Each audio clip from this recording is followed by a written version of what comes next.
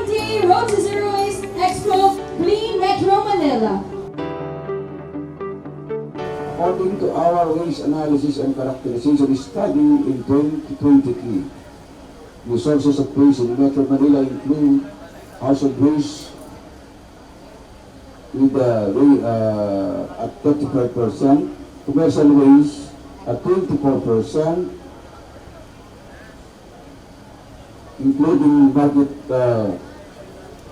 waste with proposing of compostable waste at least 85%, the industrial waste at 17%, and the institutional waste at 11%.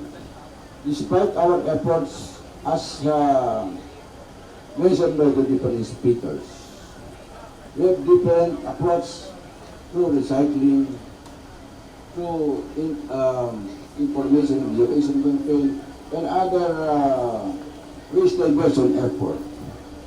But based on our data, instead of mabawasan po ang ating basura na pumupunta sa landfill, and yet it was increased by 11%. So, wala pa tayong ginagawa na effort towards to zero waste. Parang ito tayong ginagawa. But it seems it is not yet effective. We have to do more in order to attain our road to zero waste in 10, that is a 10-year program.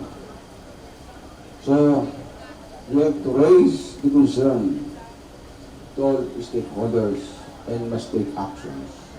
Together, all stakeholders, bawat isang Pilipino ay dapat maging responsable sa kanilang mga basura.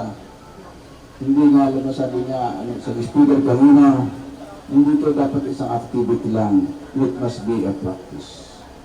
For every Filipino, for every household, for every establishment, it must be a practice.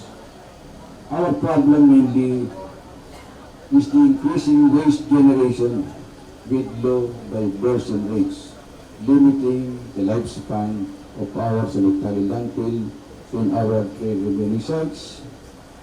Pinabotas sanitary landfill facilities operated by Pileco, the Rizal Provincial Sanitary Landfill, and San Mateo Landfill operated by ISWIM. The ating procedure, as mentioned, is that it is not impossible for us na wala tayong ma-generate na waste. Ang meaning po ng ating road to zero waste ay dapat ang ultimate aim natin ay walang makarating na basura sa landfill. We have only two kinds of waste: recyclable waste and compostable waste. If we manage it properly, wala na po makakating sa landfill except, of course, yung tinatawag natin hazardous waste, but it can also be treated na hindi na rin makating sa landfill.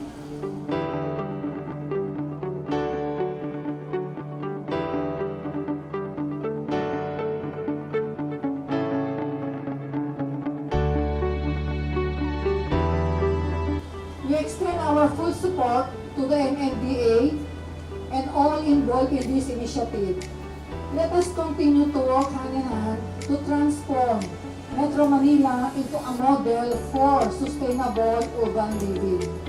Kaya naman sa ngalan po ng kagawaran, nais po namin ipabatid sa inyo at sa ating mga kababayan na hindi po titigil ang pamahalaan, ang DILG, kasama po ang ibang ahensya sa pagkilos at pagbibigay ng mga mungkahi at solusyon tungo sa mas maayos na pamamahala o management po ng mga basura.